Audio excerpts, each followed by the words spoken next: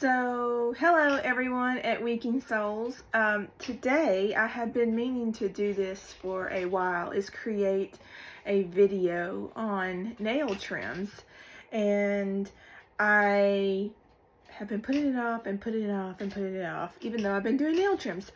But today I thought I would do one with cinnamon roll here. This is my daughter's guinea pig. She was a rescue we took in. I don't know really what kind she is. Her fur's kind of weird, kind of like a mix between a teddy and something. But I love it, and she can be pretty squirrely, so we'll see how it goes here. But I will start off with how I do it when I don't have my husband's help. Now, when I have my husband's help, what he does is he holds them about like this, and I stand in front of him facing him, and then I do their little front paws and their back paws. And that is easier, especially for the super wiggly ones like Miss Cinnamon Roll here. And but when we don't, what I do is I tuck them under one arm and I do their backs first. And I'm gonna try and get this camera up here so you can see the nails. And she's got some long ones. I use regular human fingernails. I use the toe ones for more mature piggies like Cinnamon Roll here. And you can also use the regular fingernail ones for smaller piggies. I like it because I can see exactly where this is going to cut them on their nail. So she has really cool nails too, because they're clear, so they're a little easier to see the quick, and she will wiggle. But you just put them in there and chop away, and then you see that is a trimmed nail. No quicks. I know. She just nibbled me a bit and saying, I don't like this, Mommy. So here's her other ones. And again, I get in the light where I can see the end of her quick. And I just put it in there.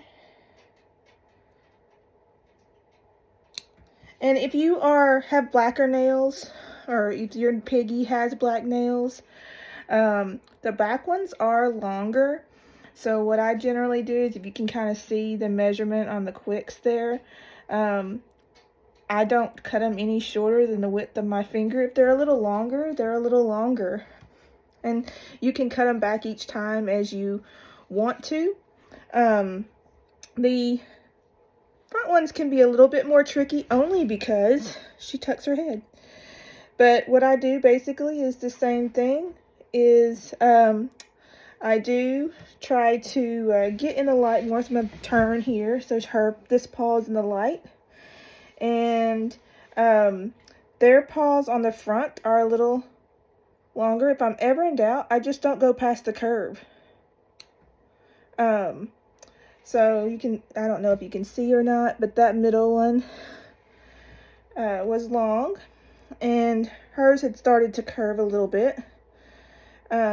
So I just take out the curve of them. And then if I need to fine tune, I can always do that. And sometimes, like this middle one, I don't know that y'all can see this one, but sometimes one will look like this one right here, will look like it's been trimmed already, but it really hasn't. So she might have kind of self-done that one. I wouldn't trim it right now. It's not really sharp, and I don't want to, it's really close to the quick of the other one, so I'm just going to leave it. And sometimes they do. They'll chew each other's nails, and so they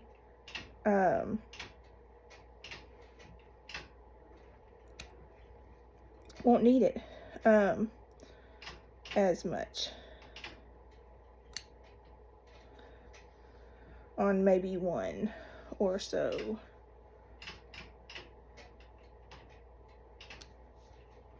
I know. She's got one more to go, and she's tucking her chin into this one. And I kind of just, I know. Sometimes you just have to readjust until you are comfortable with it. And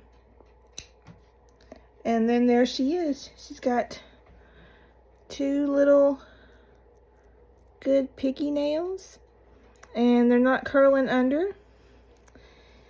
And in a few weeks, I might come back and just trim up the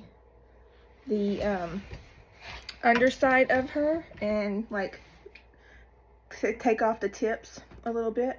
I don't know what that is. Like, I wish I knew what breed she has. I know she's mixed, but I don't care. She's an older piggy. We adopted her from with her friend Pumpkin, who's an Abyssinian, from a pet store. And they had been there for months and months because they're older and that pet store has a lot of babies. And we were like, we'll take them. So, thank you, Cinnamon Roll, for being a guinea pig for our nail clippings. No pun intended. Y'all have a happy Thanksgiving and a wonderful week.